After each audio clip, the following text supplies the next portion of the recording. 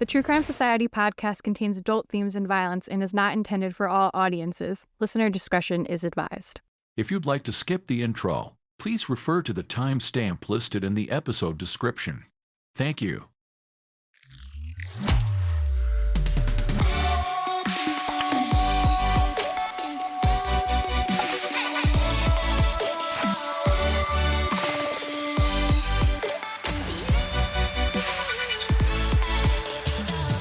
What's up, guys? Welcome back to another True Crime Society.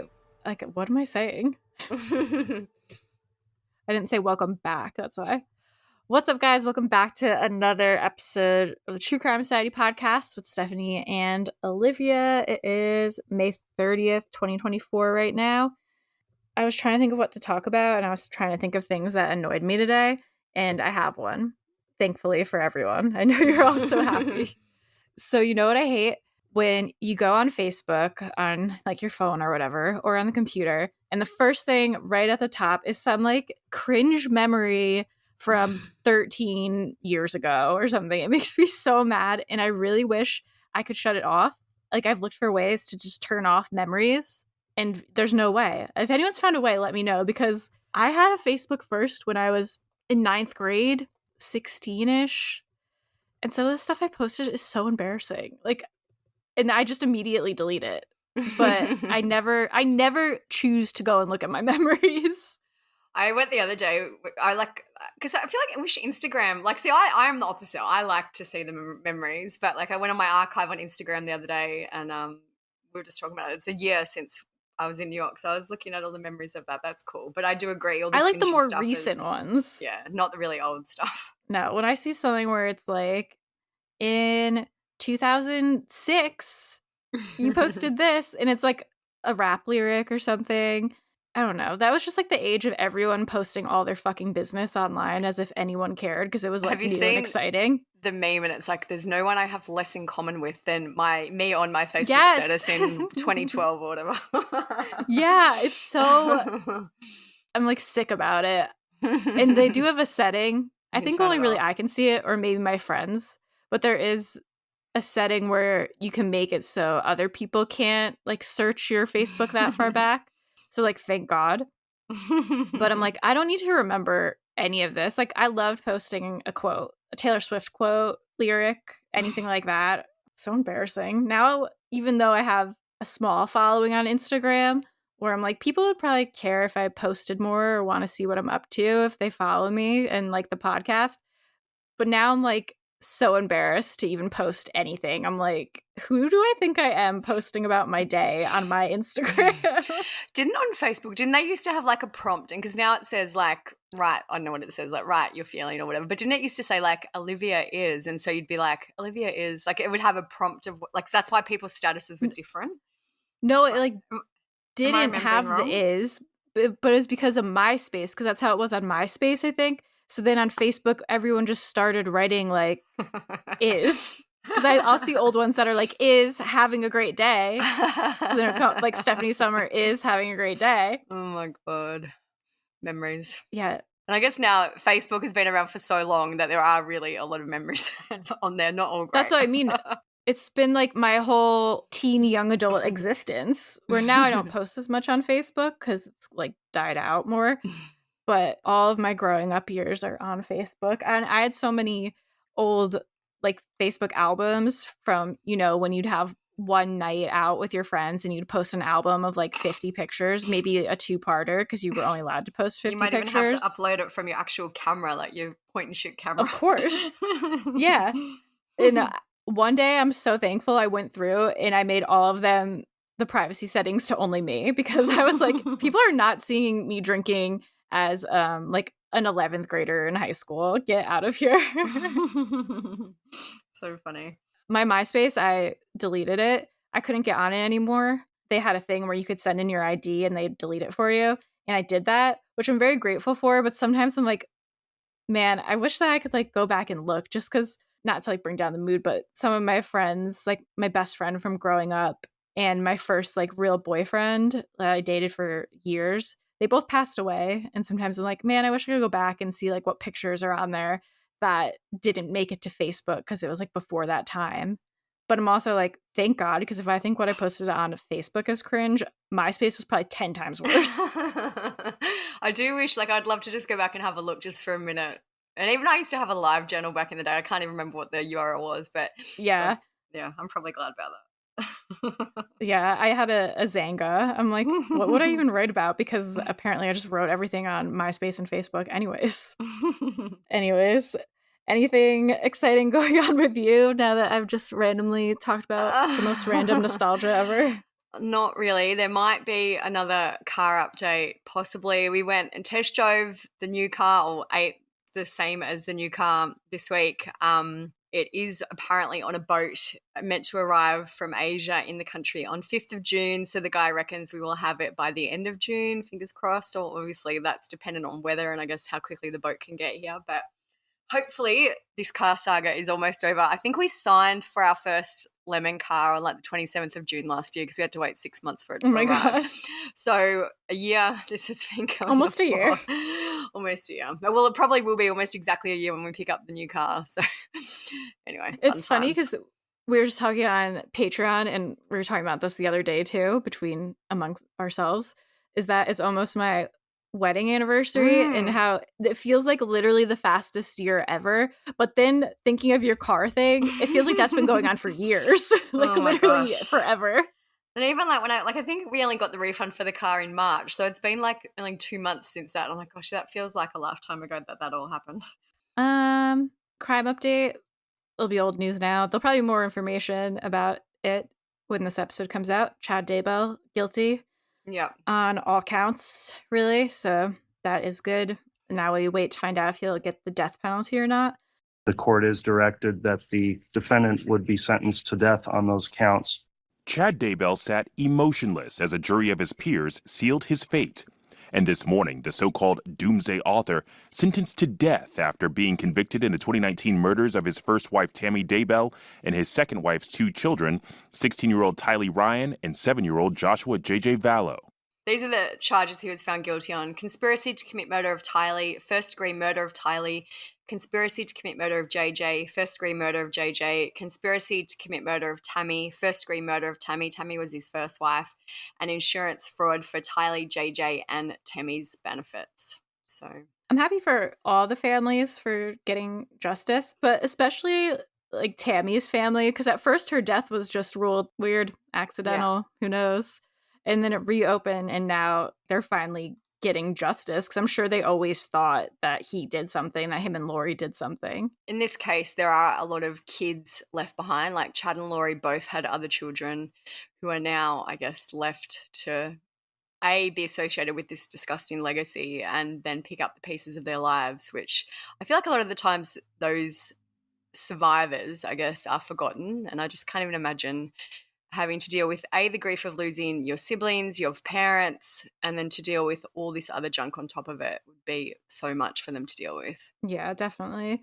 So anyways, today we're going to talk about another older case. We feel like we're going to try to throw in some older cases because we usually do more current ones, and then like every so often we would do an older one. We're going to try mixing up a little and do some older ones as well. So if you guys have any you want to hear us talk about that haven't been covered 8,000 times. Well, I mean, this one's been covered a lot, but also not. And I feel like too, when we do older ones, there's a new generation of true crime followers coming in who may not be aware of them, whereas we just kind of assume that maybe, people are over them. But all the older ones that we've done recently have done really well. You guys seem to be into them. So yeah, it's exciting to do a deep dive into some older cases. And the one plus for us is that there's usually a lot of information online that we can find about it, whereas the newer cases sometimes isn't quite as much. So we're definitely still going to do current ones, but it just seems like there hasn't been anything like too crazy happening either. Yeah. So today we're going to talk about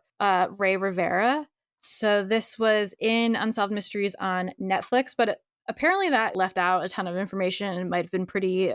they took a lot of liberties. Had a lot of confirmation bias. They actually, like some of it, I feel like, because I love Unsolved Mysteries, it's probably my favorite show of all time. And this was in the new Unsolved Mysteries, the like reboot, which I think they're making another season this year. But when I started doing the notes for this, a lot of it is actually just plain false in the Unsolved Mysteries. Like I feel like they do it for sensationalism and to kind of boost the angle that they're going with in the story, which we'll talk about in this one. But Yeah. interesting that a lot of it wasn't true. They only present the facts that go with the most sensational theory, Yeah, it seems exactly. like sometimes. Alison Rivera has gone without answers about the death of her husband Ray for 14 years. It was May 2006. 32-year-old Rey Rivera's body was found in a meeting room of the Belvedere Hotel. A hole in the roof suggested he fell from a height. Mystery has prevailed ever since. I kept saying there is something bigger. I'm going to find out. This month sparked new interest in the case. The Netflix series, Unsolved Mysteries, featured the Rey Rivera case in its opening episode.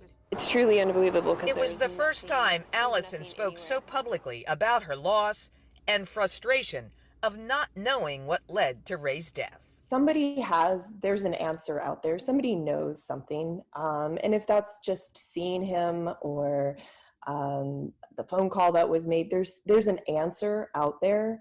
And I thought that this would be a platform in which just lay the facts out and see if there's, somebody out there that knows something. Baltimore police in 2006 quickly leaned to suicide, but the medical examiner left the case open with a ruling of undetermined. So all of our sources for this will be on our blog. As always, there's a blog called calebkaltenbach.com that has a lot of comprehensive information on this case. So a lot of this info comes from there. I've talked about many times on this podcast how I absolutely hate grocery shopping.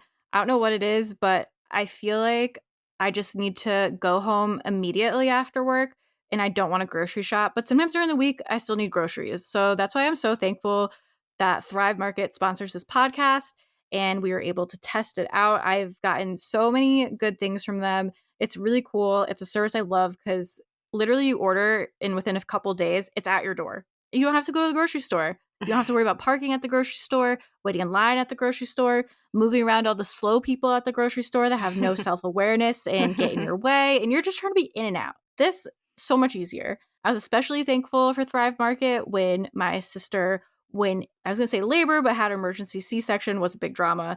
And luckily I had some snacks that I got from Thrive Market. I grabbed the box of Annie's organic birthday cake bunnies that I literally just got. I took the whole box with me, and while I was waiting anxiously in the hospital, I was just stuffing them in my mouth, and they were delish.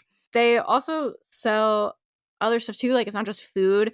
Another thing I got that I ran out of and kept forgetting to buy was the Mighty Patch acne patches. I love those. Whenever you get a pimple, just pop one on, and it looks way better by the next day. So there's all sorts of things you get on Thrive Market, and we love that. We love that Thrive Market only allows trusted top quality ingredients while restricting thousands of harmful ingredients like artificial flavors, high fructose corn syrups, and more. You can find organic kids snacks, low sugar alternatives, or high protein essentials. And we love that you can curate your own shopping experience with a few clicks. Save time and money and shop Thrive Market today. Go to thrivemarket.com/TCS for 30% off your first order plus a free $60 gift. That's THRIVE market.com/TCS, thrivemarket.com/TCS. As some background into Ray, he was born Ray Omar Rivera on June 10th, 1973. His parents were Angel and Maria Rivera. Ray was born in Madrid, Spain, but his parents moved him and his siblings, he has a brother and a sister, to the U.S. when he was young. He grew up in Southern California and Florida. In 1995, Ray graduated from the University of the Pacific. He went on to play water polo for the Royal Federation of Water Polo in Spain. From 1998 to 2001, Ray coached water polo at a high school in Burbank, California, and he enjoyed writing screenplays as well. When Ray was around 30 years old, he met his future wife, Alison. Around this time in September 2004, one of Ray's friends from high school, Porter Stansberry, offered him a job. Porter had started a financial planning organization called Stansberry Research. Ray's job was to write a financial newsletter for the company called The Rebound Report, where he recommended stocks. Ray and Alison moved from California to Baltimore, Maryland. They bought a house, found a new church, and began to plan their wedding. And they agreed to try to live in Baltimore for 2 years.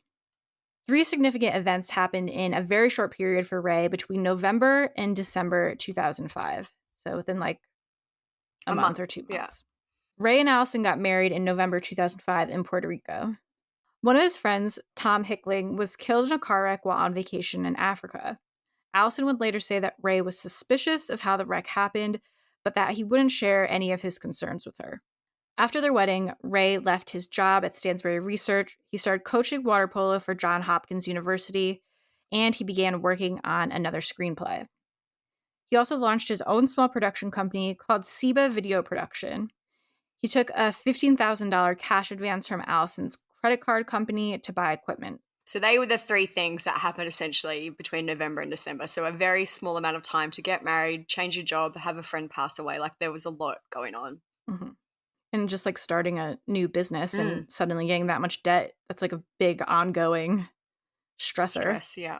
So like we said, there is an Unsolved Mysteries episode on this case. And if you've seen it, it states that Ray was still employed by Porter Stansbury at the time of his death, but we think he resigned not long after his wedding.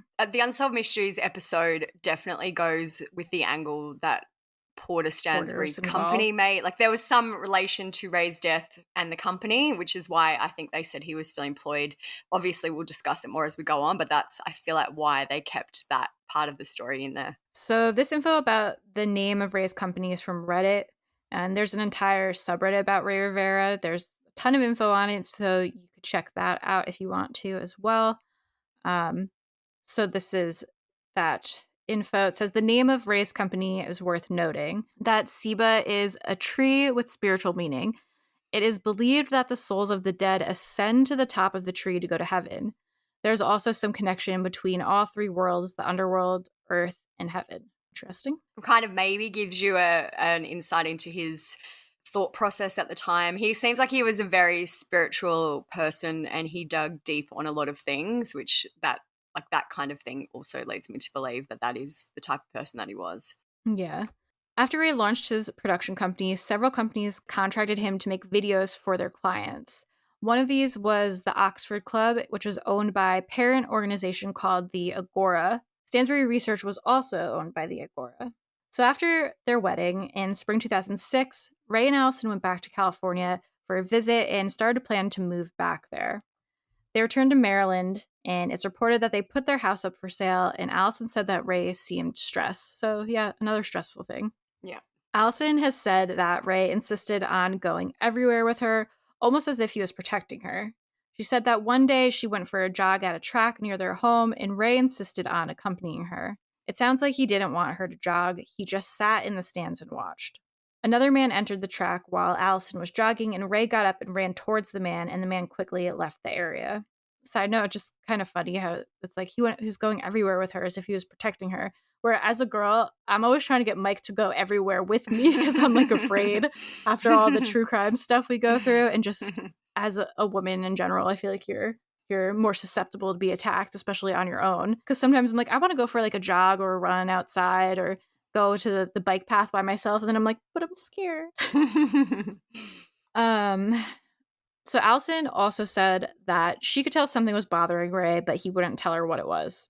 On May 14th, Ray and Alison went to church, and when they got home, Alison heard Ray make a call and leave a message to Porter saying, "Hey man, give me a call back. I finally got it all figured out." The entire time they were living in Baltimore, their home security alarm went off twice. The first time was on Monday, May 15th, 2006 at 1 a.m. And Alison said that she woke up and saw that Ray was not in their bed. She went downstairs and Ray came out with a baseball bat. Alison said he had a look of terror on his face that she'd never seen before. The police arrived at the home and checked out the area. They told Alison and Ray that perhaps a squirrel triggered the alarm. I don't think it's weird to be terrified when your alarm goes off at 1 a.m. And I mean, they do malfunction sometimes because growing up we had one that sometimes it would just go off for like no reason. And I remember it was always really scary because you were like, oh no, is someone breaking in? It's kind of interesting because from what I read, it seems like Ray heard the alarm and went downstairs, but he didn't realize that it was Alison coming down the stairs. Like he almost came at her with the baseball bat, which I understand too because you would not know who's in the house. But just kind of, an interesting scenario. Were they not sleeping in bed together when it went off? Because you would think like they'd both wake up and be like, oh my God, what's that? Why is the alarm going off? Or was he already like working or something, or I is didn't even he think about that. sleeping on the That's interesting. couch? I just kind of read it as if she woke up and he'd already left the bed, but maybe he hadn't been to bed. That's an interesting thought.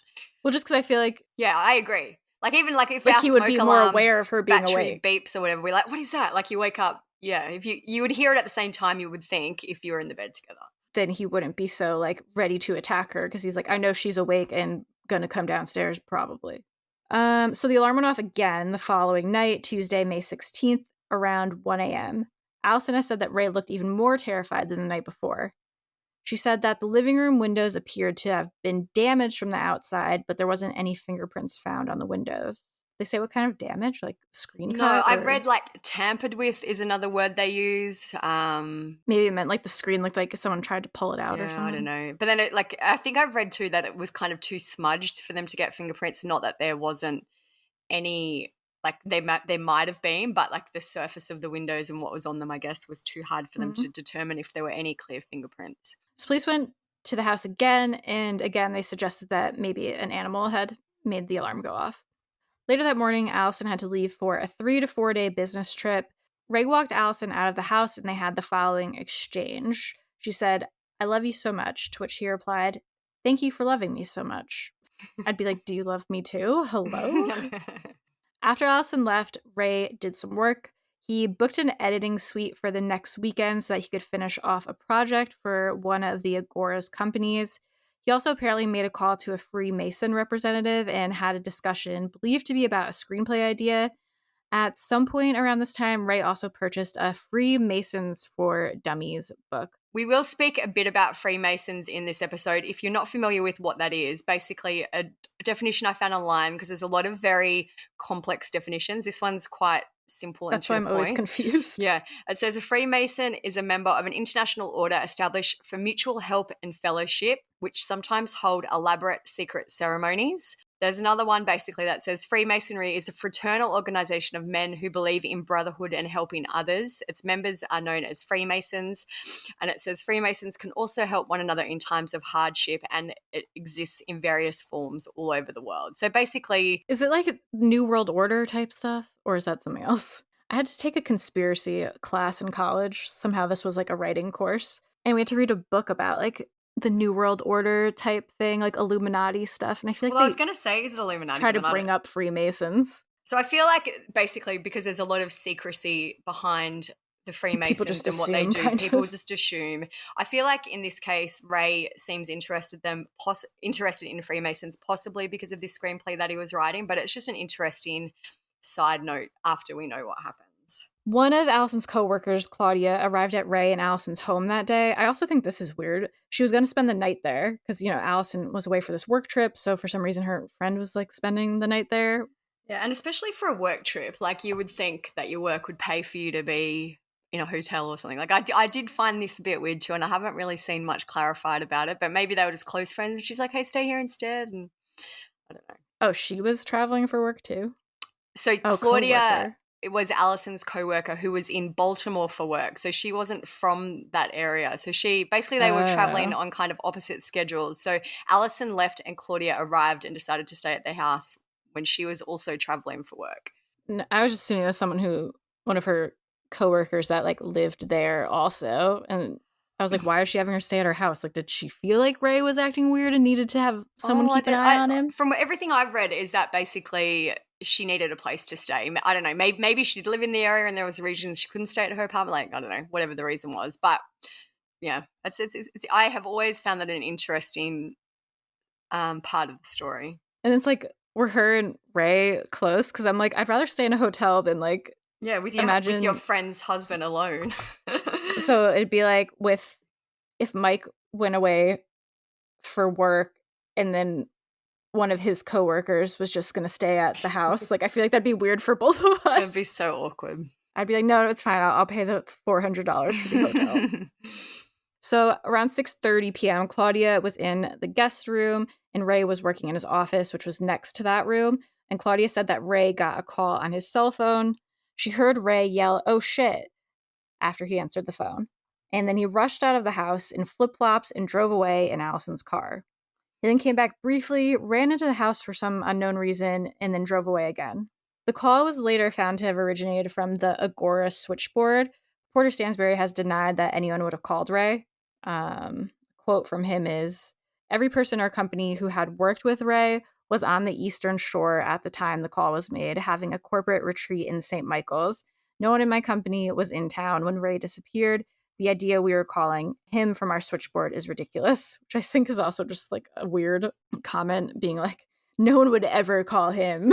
So, like, it could have been another company because the Agora is kind of like the head company. Stansbury Research was under that umbrella. So there were other companies, and we know that Ray was doing work for the Oxford Group, I think it was called. Like, so it could have come from another company, but it's, a weird denial from Porter Stansbury. Alison tried to call Ray multiple times that night, and he never answered. She said that was out of character for him, and she ended up going to bed just assuming maybe he was out with friends or something. Claudia called Alison the next morning to say that Ray never came home, and she also said that all the lights were still on downstairs and in his office. So Alison again tried to contact him, and at this point she was very worried. She cut her trip short and went back to Baltimore. Alison contacted their friends, family, and colleagues, and nobody had heard from him. When Alison got back to their home, Ray still hadn't returned. His computer was on the kitchen counter, along with his Invisalign, some chips, and the drink that he'd been drinking. So I guess the point of that is to say it seemed like he left in a hurry. He was literally eating chips and having a drink and just like left. It's interesting to me, though, because Claudia said he got the call in the study, which was next to the guest room. But I don't know, maybe I guess there could be reasons for that. She's saying that all his stuff was found on the kitchen counter as if he'd been working there, but then the call he got was in the guest room. So maybe he like walked to the guest room. Yeah, I don't know. While he was on the phone. I don't know. It's, very weird. Alison called Ray's parents and siblings, and they also traveled to Baltimore to help search. Alison turned their home into like a search headquarters, and she discovered there'd been no activity on his cell phone or his bank account since he'd left the home. She, along with friends and family, searched the neighborhood and other areas in Baltimore. Porter Stansbury offered a financial reward and hired a private investigator and contacted the media. During the search, Porter told a journalist that Ray was a happy guy. He and his wife just booked a trip to go to New Mexico in a few weeks. This is not a man that wanted to leave. I've got to find my friend. I can't imagine my life without him. He's my best friend. I thought it was interesting that considering this guy is like a big company owner who seems pretty rich, it was a $1,000 reward. Yeah. I guess $1,000. It still would have only been the equivalent of maybe 5,000 or so. But yeah, it's quite a small reward for someone who seems to be quite wealthy. Yeah, especially like, is someone going to admit to a crime or get involved for $1,000? On May 22nd, 2006, Alison's parents were driving around downtown Baltimore trying to find the car that Ray left in. By some miracle, they spotted it in a downtown parking lot near a building called the Belvedere. The building was a hotel at one point, but now has apartments, restaurants, and bars. I think that you could live there at the time, though, even though it was a hotel, because the woman who wrote there's a book about this. Yeah. She said she lived there. I don't know if maybe it was like extended stay or something. The parking lot where the car was found was close to Ray's workplace. There was a ticket on the SUV that showed the vehicle had been there since May 16th, which was when Ray ran out of the house in his flip-flops. An employee at the parking lot said that the SUV was not there when he left on May 16th, but that it was there when they got to work on the morning of Tuesday, May 17th. So it seems like it was later at night, I would guess then. Yeah, sounds like it. The search for Ray moved to the area near where the car was found. On May 24th, some of Ray's colleagues spent their break looking for him because it was near the office. They went to the top of the parking garage next to the Belvedere that overlooked the building connected to the Belvedere, and they looked over the ledge and spotted a narrow and small hole on the second floor of the building. Surrounding the hole were flip-flops, a cell phone, a set of keys, and glasses. Ray's colleagues called the police. Police determined that the hole was in a conference room that was hardly ever used. When the police went to the room and opened the door, there was a horrible smell. The hole acted like a skylight into the room, and Ray's severely damaged body was sprawled under the hole in direct sunlight, and he'd been laying there for over a week when he was found, so he'd started to decompose. Ray was taken to the medical examiner's office for an autopsy. So we have his whole autopsy on our blog. I think it's like 7 pages long. I've just picked out some parts that I believe are most important for the story, but you can read the whole thing if you want. It says the body was that of a well-developed, well-nourished, moderately decomposed Hispanic male clad, and it goes into what he was wearing. It says the body weighed 251 pounds, was 6'4", and appeared compatible with the age of 32.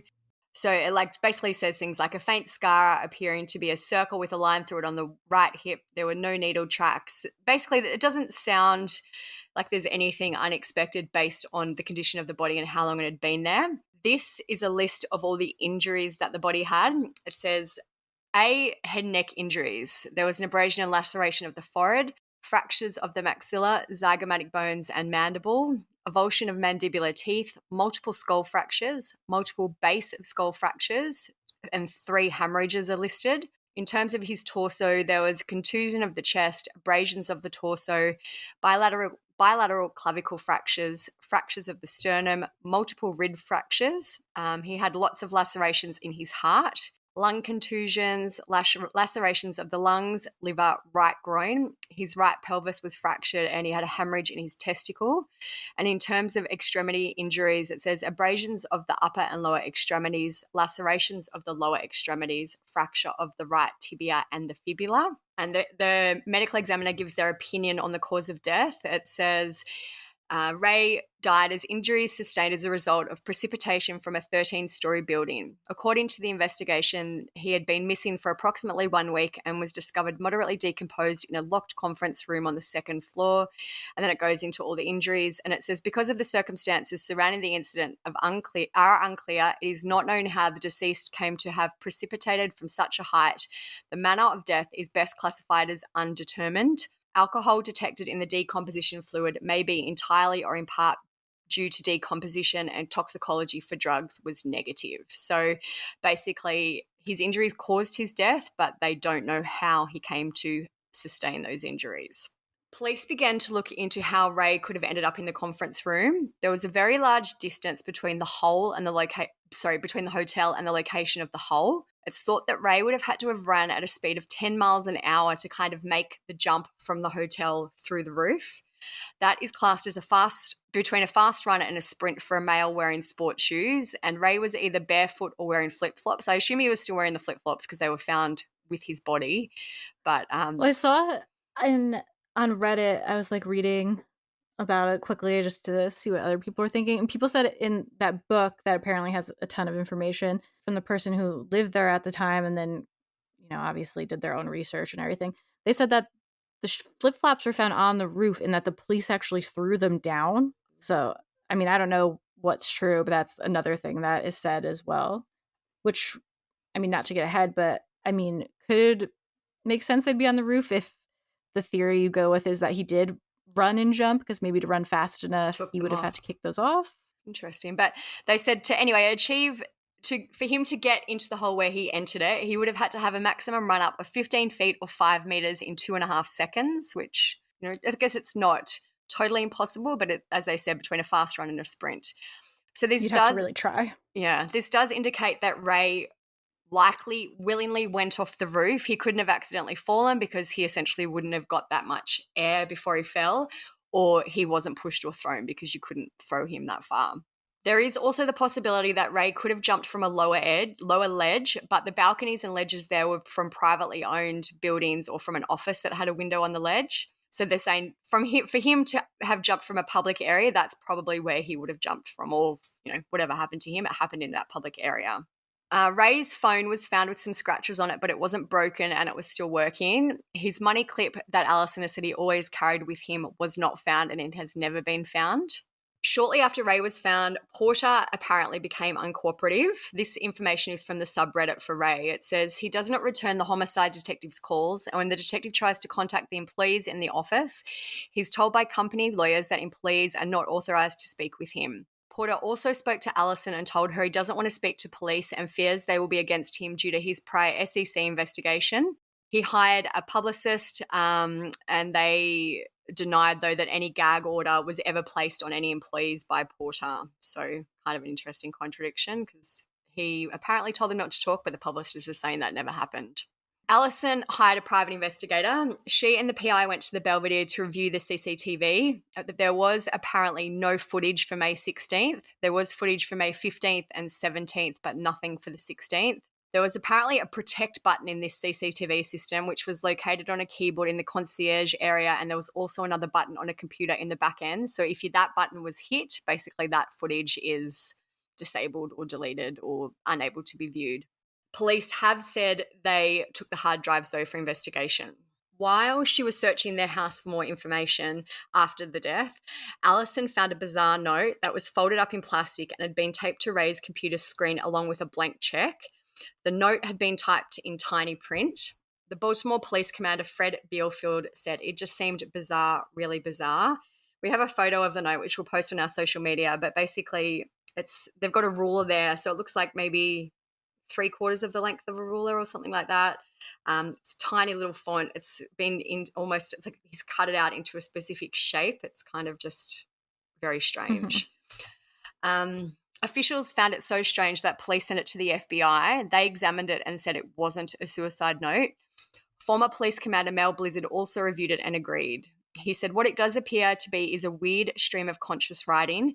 The only thing I thought of if he's writing some code to someone about something, and that's possible. So there are some different transcripts online. I found one which I think is probably the most complete and most likely. No one knows exactly 100% what the note says, but I'll read out what we do know so far, and we'll post it on the blog and the Instagram if you want to read it. But it starts with, brothers and sisters, right now around the world volcanoes are erupting. What an awesome sight. And then he writes some Latin, which I won't attempt to butcher, but it means, whom virtue unites, death will not separate. He goes on, that was a well-played game. Congratulations to all who participated. I hope you enjoyed it. But it was time to wake up, so here I am. I'd like to welcome those who accepted our invitations for membership during the game. We couldn't have done it without you. I took on this endeavour to find the truth, but not for its own sake in accepting this quest for the truth. I hope to make myself, with the help of others, into a man worthy and ready to receive it. Members of the council, please note that I would lend careful consideration to the traditional responsibilities in light of these proceedings, and I will satisfy the standard request of the council within the appropriate time. Again, well done to all who participated. I expect the council has invited all the players who gave their lives to this pursuit back, so they may join us there. Then it says, fare thee well, Rob Rosenberg. Before I continue with my instructions for the council and claim the prize for my service, I'd like to allow Porter Stansberry to claim his prize. Now, Porter, and then there's 3 words which aren't able to be read, by claiming something I'll just take back. He says, now the game is finished, I expect the council to, another word that can't be read, to something those who have given something to this venture. Along with myself, these players should be made 5 years younger by the council. Says, so then he goes on to list Porter Stansberry as one of the people. And he says, brothers and sisters, our land of attachments has seen many ideas become new since my game began. And this is where he goes on to list a whole bunch of kind of random things, I guess, that have become new since whatever game he was playing has started. Radio frequency identification, digital music players, portable or otherwise, CD, VCD, DVD, HD TV, the human genome, genetic engineering, cloning, Sudoku, Viagra, the fuel cell, overnight express shipping, Wi-Fi, internet, Ethernet, Bluetooth, JPEG, MP3, Invisalign, which is interesting because he did have his Invisalign on the table when he left, the Da Vinci surgical robot, and muscle milk. He said the rights, patents, and proceeds for all of them should have been transferred to me by now. I know that Porter Stansberry has created a way for you to do so. For future transactions, you should visit me at any of the properties that I resume control of. My biggest residence, which includes a beautiful piece of property in northern Argentina, and I'm told the biggest mansion in Buenos Aires. Well done, Porter. In Europe, you can visit me at the flat in Nice or in Madrid, although if I'm in Spain, I'll probably be at the castle. In Asia, you'll be able to find me in Thailand. Another job well done, Porter. I will keep 2 houses in California and the house in San Francisco, although I'll be looking for a new place in Baltimore and perhaps some other cities. I'd like to briefly mention some movies, books, and music I found very inspiring and compelling. I'd love to meet any of you who help contribute to these works. So then he goes on to list a lot of movies. The Matrix 1, 2, and 3, The Family Man, National Treasure, The Da Vinci Code, Eyes Wide Shut, Confessions of a Dance Floor, Demon Days, 10 Summoner's Tales, November Rain, Home by Now, The Animators, Meet Joe Black, Minority Report, Star Wars 1 to 3, Lord of the Rings 1 to 3, Fight Club, Seven, The Game, and Paycheck. Then he goes on to say, and specifically let me say that I expect M. Night Shyamalan to continue coming up with great ideas and making great movies. I particularly enjoyed his movies. Wide Awake, The Sixth Sense, The Village, The Others, Signs, and Unbreakable. He goes on to say, I'd also like to single out a name. You had, and a lot of this is kind of unable to be read, but I'll just make it as coherent as possible. It says, you had a good blank, but what's, I'm assuming would probably be done is done. The game is up. It's time for some shut eye.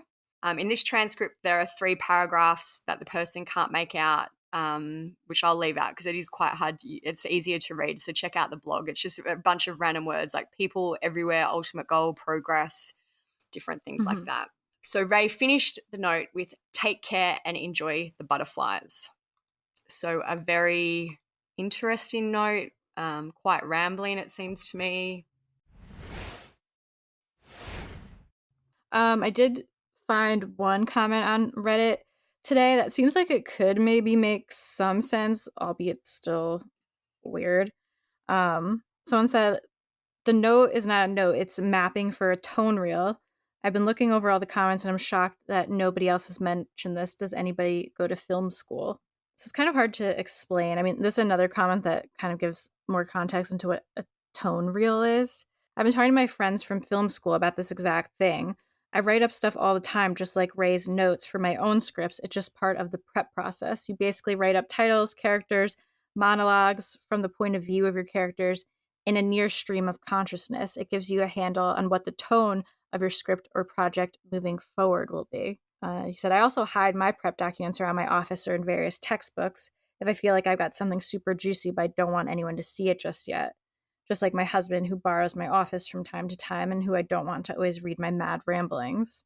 So basically, I guess he is a screenwriter, so it could make sense, kind of just like writing stream of consciousness ideas to get kind of the vibe you're going for. It does still seem pretty chaotic, but I kind of get it. Like, not to be like, oh, I went to school for writing. So like, I do kind of get how that could be a thing. Just getting past writer's block maybe and just writing ideas and the tone and maybe like some scenes and thoughts you have in your head about it to just try to get started. And I did see some, because it does say like Porter's name in it and stuff like that. And I did see another person comment that instead of trying to like think of names at the time, you just use like names of people you know as placeholders. Yeah, so I mean, I think that's an interesting take because otherwise I have no idea. Like the note literally makes no sense. I can't even get through reading it with my attention span because I'm just like, what is being said here? It's a lot of rambling. Like even as I was reading out the notes, I could just feel my eyes kind of glazing over a little bit. Like I would love to know. Obviously, we will never know probably what he meant by it, but I feel like that's the only thing that makes kind of sense is like that stream of consciousness like idea he had. I just wonder why maybe he taped it up and why the tiny little font. Like, is that just a creative process? I don't know, but it just seems like. It seems to me like a very manic note, and even the way that he wrote it and he left it and the font he used and the like shape of the paper, it just seems like there was a lot going on. I feel like maybe it could have been like the stream of consciousness thing I was saying, but regardless, I do think he was struggling mentally at the time, so maybe that is kind of why it's like a little bizarre on top of already being bizarre, but with the small font and the hiding it and folding it and taping it. So there are, as we mentioned, a lot of theories online about the note. The Unsolved Mysteries co-creator spoke with Alison about a theory which they pointed out similarities between Ray's death and a movie called The Game, which Ray mentioned in the note. The co-creator said, I spoke to Alison about that. She spent a lot of time with the note, as did the FBI, just going through the note to figure out if there were any clues. She doesn't place any significance on the movie The Game. She said Ray liked a lot of movies. He was just a guy who was interested in everything. If he'd only ever left just that writing, if it was the only thing that he had ever written randomly, then people would be a little bit more suspect, but he apparently did this all the time. He kept so many journals full of random writing. Alison feels that she's been trying to go through all the journals just to find any clue about what would help her, and she couldn't find any real or strong connections to The Game. So if you're not familiar with that movie, which I feel like I watched it forever ago, but it starred Michael Douglas, and this is the IMDb bio. It says, after a wealthy San Francisco banker is given given an opportunity to participate in a mysterious game, his life is turned upside down as he begins to question if it might really be a concealed conspiracy to destroy him, which I do find interesting because he speaks a lot about the game, like the game is over and, now, and he mentions the game movie specifically, like it's kind of an interesting theory. I do agree. And I saw another comment. I think it's interesting that they're just like, has nothing to do with it. Yeah. Because I saw another comment. I've never seen the movie, but someone wrote, one of these movies was the game. Immediately I thought, of course, there's one big scene at the end of the movie where the main character jumped off the roof of a fancy hotel and goes through the glass roof. The similarities to Rey are truly astonishing. The whole movie is about this crazy game that a company arranges to make you think you have to lose everything. That makes you think you lose everything in order to let you appreciate life again. Rey was an unsuccessful movie scriptwriter, and maybe he got involved. Maybe he tried to imitate the game in some way, or maybe he was having like mental health issues and somehow kind of thought that plot was happening in his life, since it seems like he potentially had a stressful job, even if he wasn't working for Porter Stansberry anymore. It just seems like he was in a high pressure job situation. But I do think it's interesting that like the character in the movie did basically the same exact thing. I'm just looking at the note again. Like, so it starts with, that was a well-played game. Then he goes on to say about memberships during the game. Well done to everyone who participated. Like, it's a very themed, the note is themed along the lines of there being some game played with participants. So maybe in the game. he like really thought he was in it, and like this note was supposed to be found like after he completed the game, after he jumped off or something. And even part of the bit that was unable to be read, like one line that can be read, it says, helps give meaning to the game. So, yeah, an interest. I feel like that is a very plausible and interesting theory. And I think it's really interesting how Alison and Unsolved Mysteries are just like, nah. Like, I'd love to read, like I don't know, Alison is very forward in this case. Like, she appeared in Unsolved Mysteries. She's spoken a lot about Rey over the years. I don't think she's ever remarried, but I would be interested to know why she hasn't released some of his journals. Maybe she just wants to keep them private, but I feel like if he did write books and books and books of his thoughts, maybe there could be something that could hold information about what happened. You'd think so. I feel like she does also struggle from confirmation bias, like most people, where maybe she picks and chooses what she wants to share because of if she believes like something specific. Yeah, I feel like that's totally normal to do. I'm not trying to like say it in a bad way, but just like if she thinks one thing happened and that's truly what she believes, obviously that's the information she's going to want to share. And also maybe just on top of wanting to like protect his privacy to some extent. So some media have also analysed the notes. This is from WBAL TV, and I just found this article quite interesting. So they note that the note began and ended with phrases used in the Masonic Order. So as we mentioned earlier, Rey purchased the book about Freemasons. He also called them before his death. The Baltimore Police Commander, Fred Billfield, said, based on what we've seen, his interest in the Masonic Order was not to do charitable work. Somehow it was linked to his interest in the movie industry and this theory that somehow there was control being exerted by the Masonic Order. So Alison said, because the note was so weird, I just took that first sentence and laid it into Google, and the first thing that came up was Freemasons. So as we mentioned, basically it's a secret society. They would hold elaborate secret ceremonies. And it was interesting that he bought the book. He called them for a reportedly long phone call before his death. I do feel like, for me personally, I feel like he just maybe had some type of fascination with the organization and he was very interested in it. Or maybe research for script he was writing. Yeah, or maybe also just could have been. Or maybe just mental illness. Yeah. So I guess the two main theories in this, or three, I guess, could be that suicide. The second one was maybe it was some type of accidental death by Rey, or the third one is that there is some type of cover-up, maybe by Porter Stansberry or related people, maybe the participants of the game. One of Rey's friends, Brad Hotman, spoke after the Unsolved Mysteries episode aired, and he basically insinuated that Rey had been struggling with his mental health. He said, this is a real conversation the world can have about mental illness and the help people need when they, and the help and help people get help when they need it. Unsolved Mysteries turned it into a murder mystery where they're accusing people of being involved. Some interesting things I found online is that Ray apparently had no reported problems with his mental health and that he was extremely afraid of heights, which kind of goes back to the accident theory. I don't think this was an accident. I personally think this was some type of mental health crisis. I don't know if he meant to kill himself, but I feel like he absolutely jumped off the roof into the conference room, whether or not, I don't know what he thought the outcome was going to be or if it was a suicide attempt. But I personally think this was a mental health crisis that caused his death. Yeah, I agree. Like a lot of people do go into the Porter Stansbury cover up.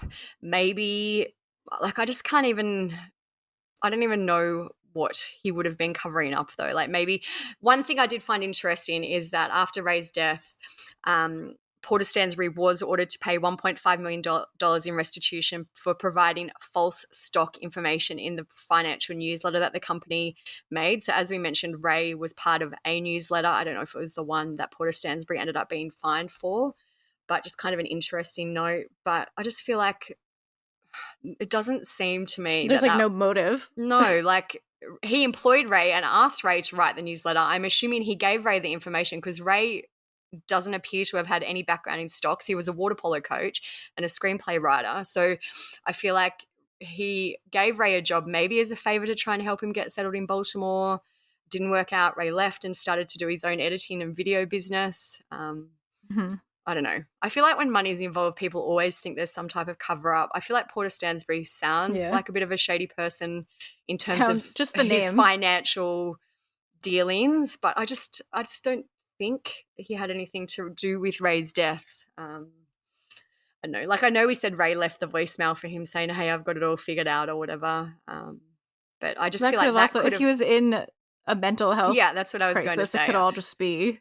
And, nonsense. Porter was his friend. Porter probably tried to protect him. Like, I'm not standing up for Porter. He seems like a bit of a dirtbag anyway. But I just feel like he maybe enabled Ray a little bit. Like, oh, yeah, went along with whatever his latest theory was or his latest scheme. Do you know what I mean? Like, even if it was right, like, I'm writing a screenplay about this. I've got it figured out. It could be something along those lines. Yeah, true. It could have just been like, I got that screenplay figured out or whatever.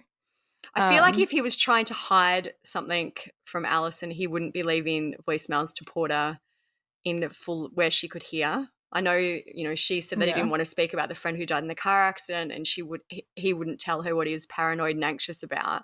But if he was some people that just don't paranoid, like talking about their feelings. Yeah, and if he was that paranoid about Porter doing something to him, I don't think he would have left a message for him while Alison could hear it. Yeah, I feel like him not talking about certain things is just, there's a lot of men who feel like they're not allowed to talk about their feelings or they're not allowed to feel sad. Maybe he was struggling with mental illness, but he didn't want to talk about it. He didn't want to be seen as weak, or he didn't want to be seen as less of a man for struggling with his mental health, or even just with anything. Like a lot of boys were brought up to be like, boys don't cry and stuff like that. So I don't think that's too weird.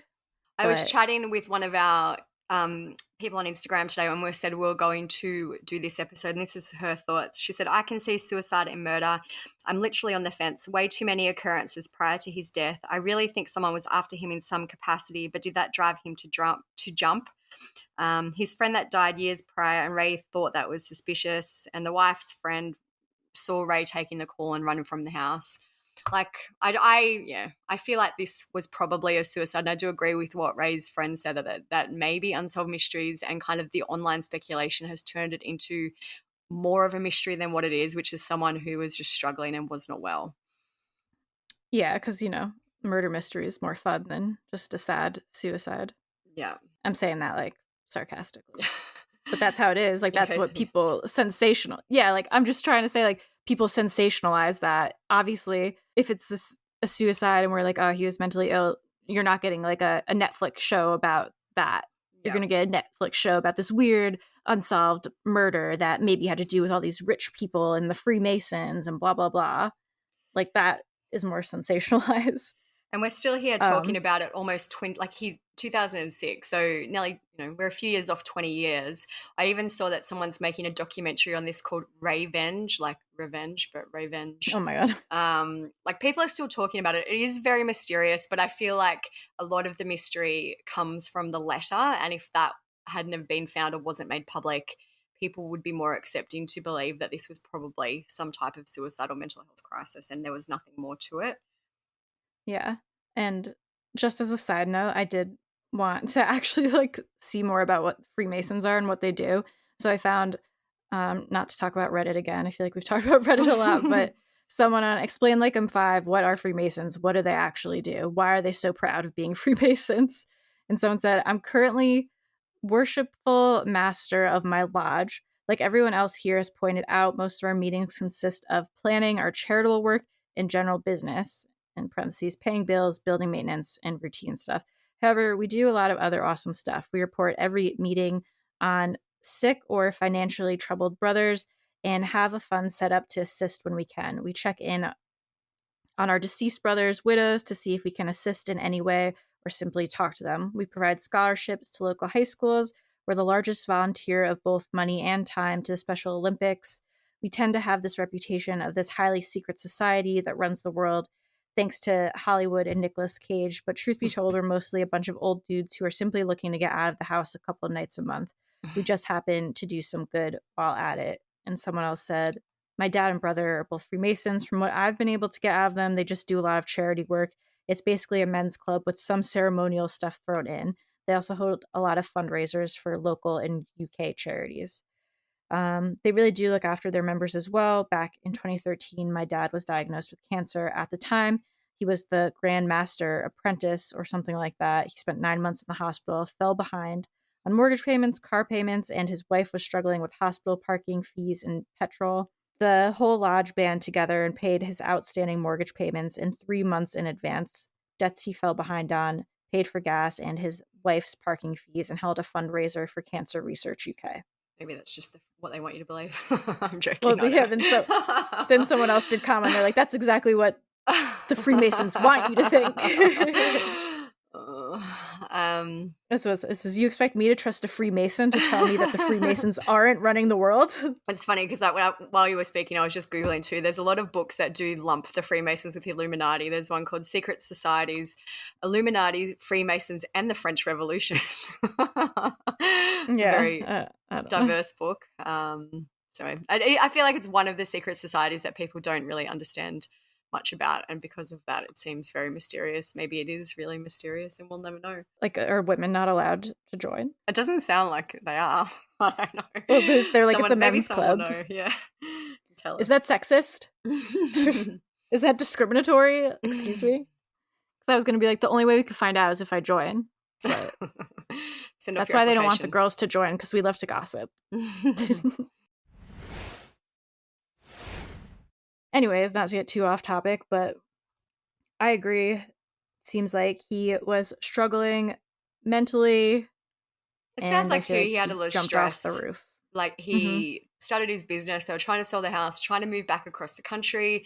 Had a lot of financial debt. Like there was a lot going on, just in a normal life, plus mental health issues. Just might have all been too much for him. And probably after starting his own business, he probably felt a lot of pressure to write like a good screenplay. And I know nothing gives you writer's block more than feeling like high pressure, everything depends on it. Definitely. Like where that note kind of came from too. So that is everything for this episode. Let us know what your theories are on this case. We'll post on Instagram. So if you want to leave a comment with what you think, that'd be cool. And like we said, everything will be on the blog. We'll have all of our sources and everything on there at truecrimesocietyblog.com. And follow us on Instagram at True Crime Society. Like I said, we'll do a post there so everyone can share what they think. And we're always posting updates there on the current cases that everyone is following. If you want to follow our personal accounts, mine is StephSum_, Olivia's TCS Olivia, if you want to see what we're up to. And check us out on Patreon. We do weekly bonus episodes there, so a whole nother episode a week. Everything is ad-free on there, and I release these episodes a day earlier. And we have some fun chats and stuff on there too, and it's a very reasonable price, so check us out there. It's always linked in the episode description of the episodes, so go click that right now. Check it out. And just the usual stuff. Share the podcast. It's a huge, huge help to us when you guys share the podcast to like your Instagram stories or something, because it gets the word out. There's so many true crime podcasts. So how are people supposed to find us? By you guys sharing. So it's a great, free, easy way to support us. And we love when you guys do that. That's it. Thank you guys for listening. Stay safe. Peace out. See you next time.